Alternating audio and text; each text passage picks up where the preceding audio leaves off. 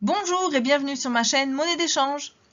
Je vous souhaite tout d'abord une très belle année 2022. J'espère que vous ferez plein de belles découvertes de textes, plein de lectures et pourquoi pas d'écriture vous aussi.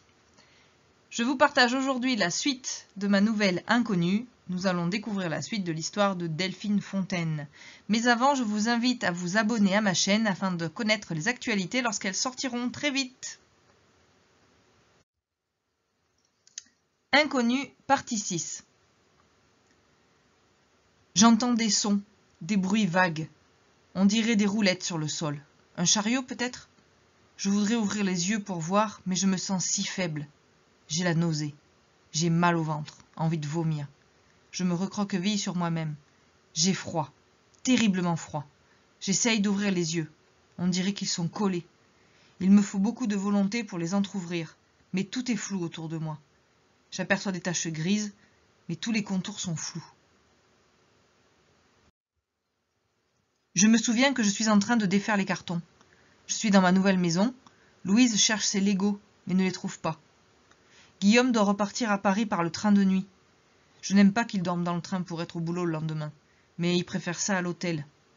Je lui rappelle que le week-end suivant, c'est nous qui monterons à Paris. On va en profiter pendant 2 jours chez la tante de Guillaume à Étampes. Mais nous ne sommes pas encore partis. C'est le week-end prochain. Nous sommes mardi. J'ai emmené Louise à l'école. J'ai perdu ma clé. Un homme est chez moi. Des policiers m'ont arrêté, je suis à l'hôpital. Je me souviens. J'ouvre les yeux en grand. Je ne reconnais pas la chambre de l'hôpital. Je ne suis plus attachée. J'ai toujours la même chemise de nuit blanche, mais la chambre n'est pas disposée pareil. Il n'y a que le lit, une petite table et une chaise. Rien d'autre. La fenêtre ne me montre qu'un ciel gris. Je ne crois pas qu'il pleuve. Il faisait bon ce matin. Mais quel jour sommes-nous? Quelle heure est-il? Il était 21h, il faisait nuit. On m'a drogué, il fait jour. Depuis quand suis-je là? Et où suis-je? Il n'y a rien au mur, tout est blanc. Une toile d'araignée s'est formée dans l'angle en face de moi, près de la porte. La porte. J'essaye de me relever dans mon lit. Mon ventre se déchire, c'est horrible, la nausée monte, mais je n'arrive pas à vomir. Je reste assise au bord de mon lit, la bouche désespérément ouverte, les jambes pendantes dans le vide. Rien ne sort. Je me tiens le ventre. Je suis pieds nus. La crampe semble s'estomper et je peux me redresser. Je tente de poser les pieds par terre. Le carrelage est froid, très froid. J'en ai la chair de poule au premier contact. Je n'ai posé qu'un pied. L'autre reste dans le vide, le temps de s'accommoder. Je pose le second. Je suis toujours assise, du bout des fesses, sur le lit. Je suis si faible. Ils m'ont fait une piqûre, ils m'ont droguée. Que m'ont-ils donné? Après 1 minute ou 2, les 2 pieds à plat sur le sol, j'essaye de me lever. Au prix d'un effort incroyable, je me tiens sur mes 2 jambes, flageolantes. J'ai terriblement froid dans tout le corps, je tremble. Mais pas seulement de froid, j'ai l'impression de connaître ce lieu. Une vague sensation. Pourtant, je ne suis pas chez moi. La céphalée a repris possession de mon crâne et enserre mes tempes dans un battement régulier, celui de mon cœur.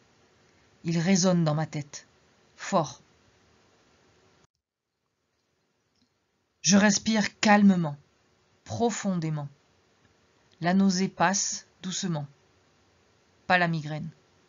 Il faut que j'aille ouvrir cette porte. Il faut que je sache où je suis. J'avance prudemment. Mes jambes ont du mal à me soutenir. Je suis si faible. Qu'est-ce qu'ils m'ont donné?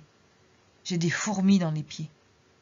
Mais j'avance, jusqu'à la porte, qui est fermée. Non! Elle est fermée à clé. D'un coup, les forces qui semblaient avoir quitté mon corps me reviennent. Je secoue la poignée. Je la tourne dans un sens, dans l'autre, à 1 main, puis à 2. Non, le cauchemar continue. Je suis enfermée ici, prisonnière. L'angoisse recommence à monter. La peur au ventre, je veux ouvrir cette porte. Il le faut. Je dois partir d'ici, trouver un téléphone et appeler Guillaume. Cet agent a sûrement composé un faux numéro. Je dois retrouver Louise.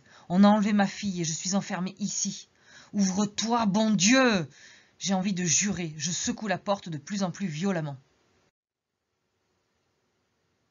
Ouvrez-moi! Je me suis mise à taper à la porte et à appeler. Y a quelqu'un, ouvrez-moi!